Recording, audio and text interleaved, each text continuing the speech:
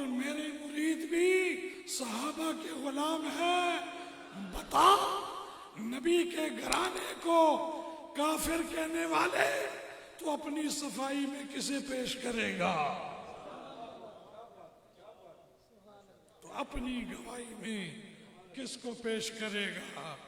ارے تو نے تو حسنین کے دادا کو کافر کہہ دیا، علی کے بابا کو کافر کہہ دیا۔ میں نے بہت سارے عقائد کے علماء کو پڑھا اور دیکھا، اور تھانوی صاحب کو بھی میں نے پڑھا، اس نے بہت اچھی بات لکھی۔ وہ کہتا ہے ابو طالب کی بے ادبی نہ کرو کہ ان کی بے ادبی کرنے سے رسول اللہ کو اذیت پہنچتی ہے، اللہ کے نبی کو اذیت پہنچتی ہے۔ اور تم سے پوچھتا ہوں کہ نبی کو اذیت دینے والا کون ہوتا ہے؟ نبی کو دکھ دینے والا کون ہوتا ہے؟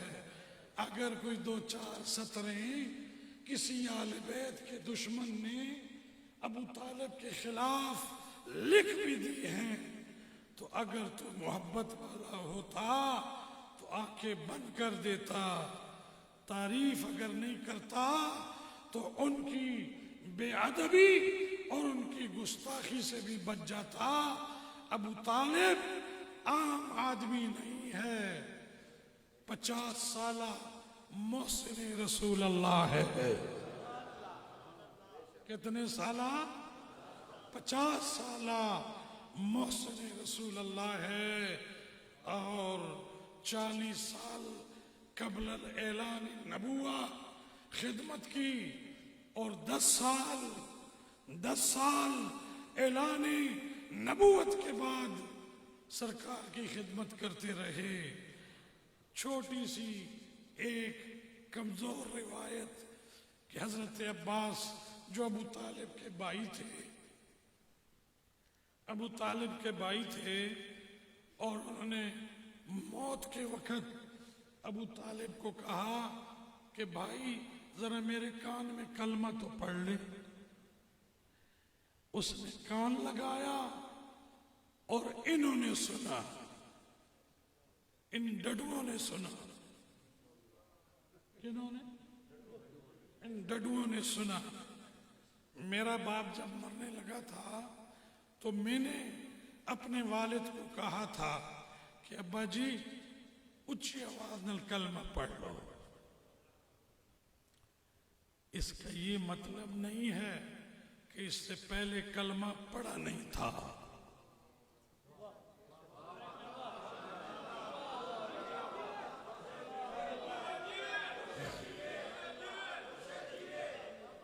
ہر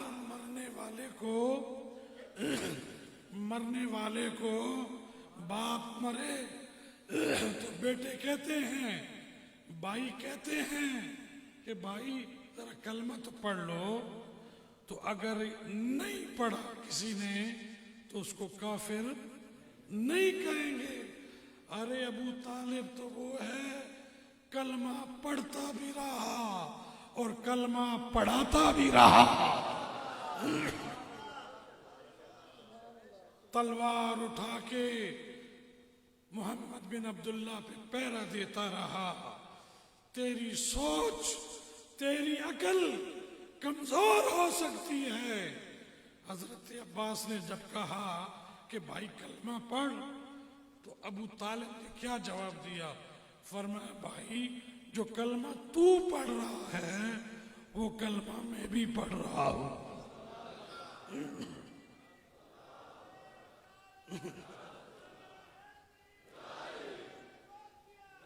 اب میں علی کی ایک روایت پیش کرتا ہوں، سینے کو ٹھنڈک پہنچ جائے گی۔ اے سنیت کا دعویٰ رکھنے والوں، اے اہل سنت و جماعت پہ دین اور عقیدہ رکھنے والوں، سنو علی کا عقیدہ۔ علی کیا فرماتا ہے؟ فرماتے ہیں نحن اہل سنہ و جماعت۔ کیا فرمایا؟ نحن اہل سنت و جماعت، ہم اہل سنت جماعت ہیں۔ کس نے کہا یہ؟ ہم اسی جماعت میں ہیں جو جماعت علی کی ہے۔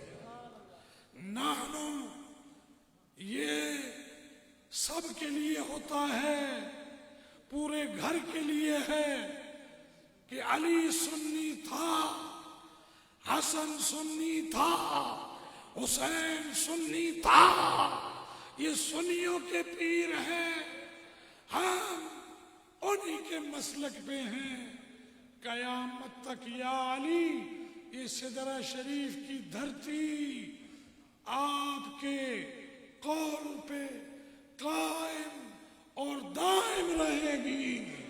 نعرہ تکبیر، نعرہ رسالت، نعرہ تحقیق، نعرہ حیدری، نعرہ حیدری، نعرہ غوثیہ، حضور قبلہ عالم پیر بغدادی۔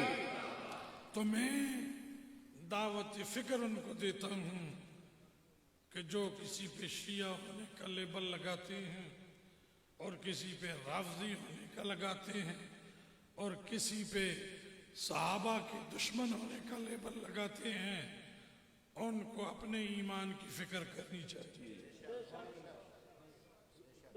ان کو اپنے عقیدے کی فکر کرنی چاہیے۔ ارے تو مذہب اور عقیدہ ہمارے دروازوں سے لے کے گیا ہے، تو ہماری چوکھٹوں سے یہ عقیدہ لے کے گیا ہے۔ چند کتابیں پڑھ کے ایسا عقیدہ رکھ کے تو گمراہ تو ہو سکتا ہے، ہدایت یافتہ نہیں ہو سکتا۔ ہدایت کے لیے آل بیت کی کشتی پہ سوار ہونا پڑے گا۔ کس کشتی پہ؟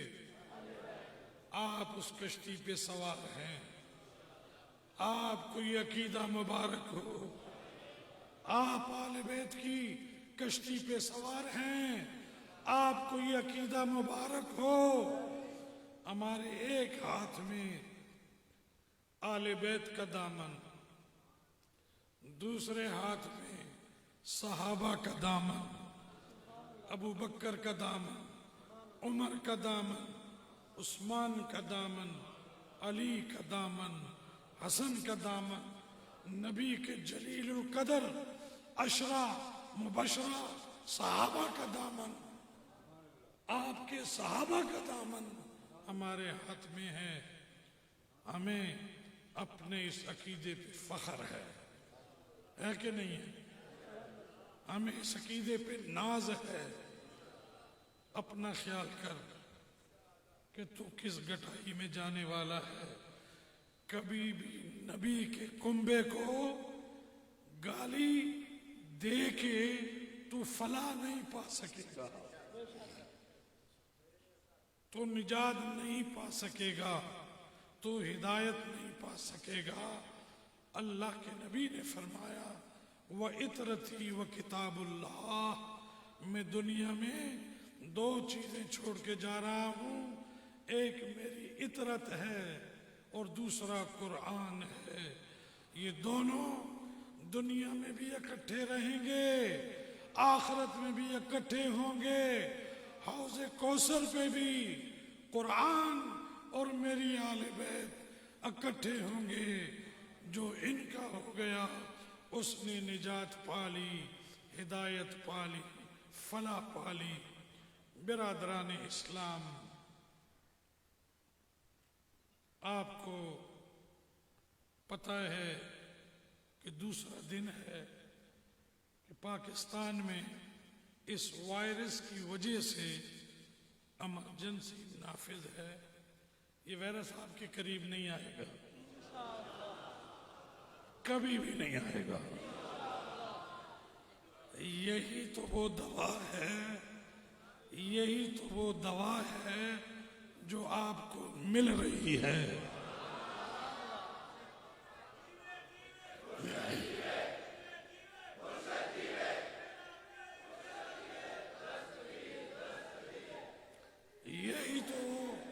دوا ہے جو آپ کو مل رہی ہے، دوا کیا ہے؟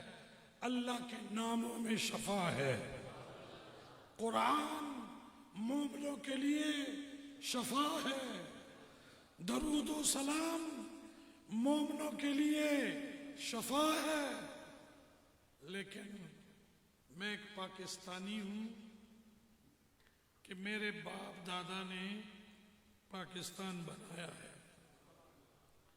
میں حکومت کے اس اعلان میں ان کے ساتھ شامل ہوں۔ اپنی حکومت کی جو کوشش تھی کہ لوگ اس وائرس سے بچیں، میں بھی ان کی مدد کروں گا اور آپ بھی ان کی مدد کریں گے پاکستانیوں کی مدد کریں گے، کسی ایک فرقے کی نہیں، انسانوں کی خدمت کریں گے، پھر مسلمانوں کی خدمت کریں گے، پھر اپنے قریبیوں کی خدمت کریں گے۔ تو میں یہ اعلان کرتا ہوں کہ جو ہمارا عرس جاری ہے، اس وقت جاری ہے، آج میری تقریر کے بعد اس کو ہم اختتام کی طرف لے جائیں گے اور دعا کریں گے پورے ملک کے لیے، پوری دنیا کے مسلمانوں کے لیے اور پوری دنیا کے انسانوں کے لیے کہ اللہ تبارک و تعالی ہر انسان کو اس گندے وائرس سے بچا دے، اور اللہ تبارک و تعالی آپ کو لمبی عمر دے، لمبی عمر ہو، ہر ایک کو 100 سال عمر ملے، کہ آپ کے دل پہ یہ لکھا ہوا ہے کہ عرس مارچ کا دوسرا جمعہ ہفتہ اور اتوار کو ہوتا ہے۔ وہ مجھے کل کے کچھ لوگ کہہ رہے تھے کہ سائیں روکیں، ان کو روکیں، وائرس ہے۔ میں نے بولا کس کس کو میں روکوں گا؟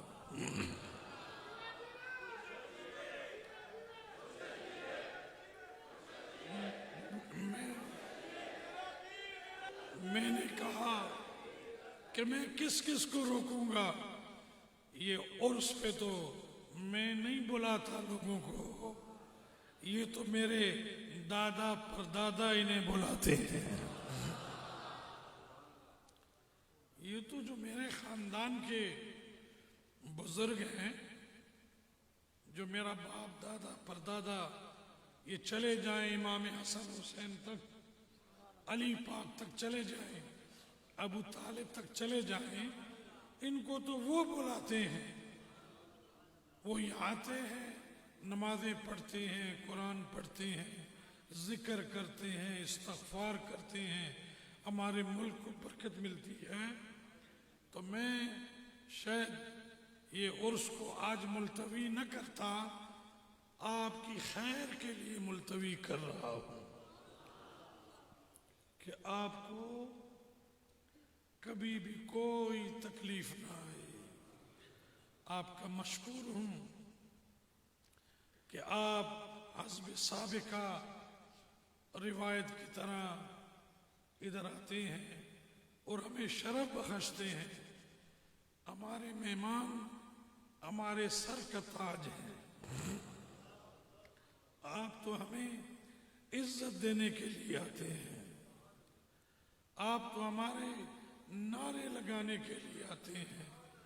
اگر ہم آپ کو آپ کے ہاتھ بھی دلائیں اور آپ کے پاؤں بھی دلائیں، تابی اس امت کا حق ہم نہیں ادا کر سکتے۔